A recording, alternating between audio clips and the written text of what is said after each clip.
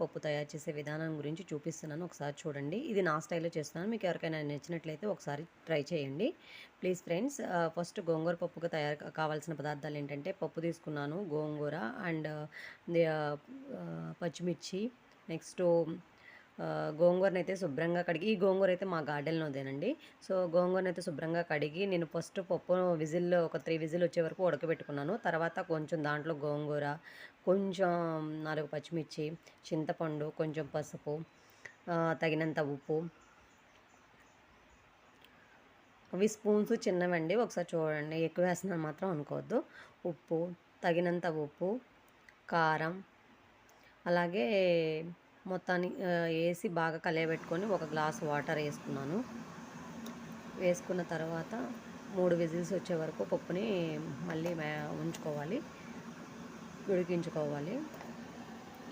ఆ తర్వాత అయితే విజిల్ పెట్టేసేసి ఉడికించాను. ఆ తర్వాతకి చూడండి, మీకు దాంట్లో కనిపిస్తుంది వీడియోలో, కానీ చాలా టేస్ట్ ఉంటుందండి. అందులోనూ ఫ్రెష్ గోంగూర మా చెట్లదే కాబట్టి చాలా టేస్ట్ ఉంటుంది. 3 విజిల్స్ వచ్చే వరకు కూడా నేను ఉడికించుకున్నాను.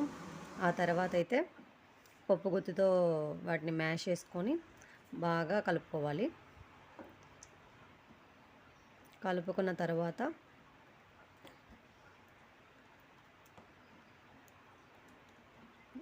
బాగా కలుపుకోవాలి, మ్యాష్ చేయాలి.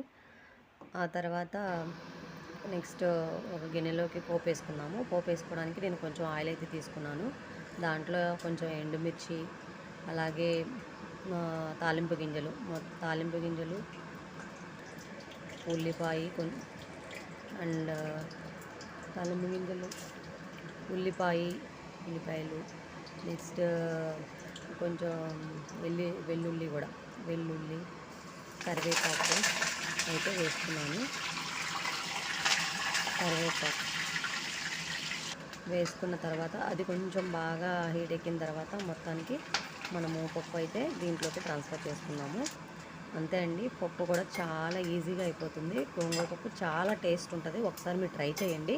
గోంగూర అంత పుల్లగా ఉండదు కాబట్టి కొంచెం లైట్గా, ఎంత కాదు కొంచెం చింతపండు వేసుకోండి, చాలా పుల్లగా బాగుంటుంది. అండ్ మీరు కూడా ట్రై చేస్తారు నేను అనుకుంటున్నాను.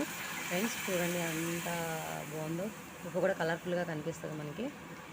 గోంగూర కదా, గోంగూరలో కూడా మనకి విటమిన్స్ చాలా ఉంటాయి.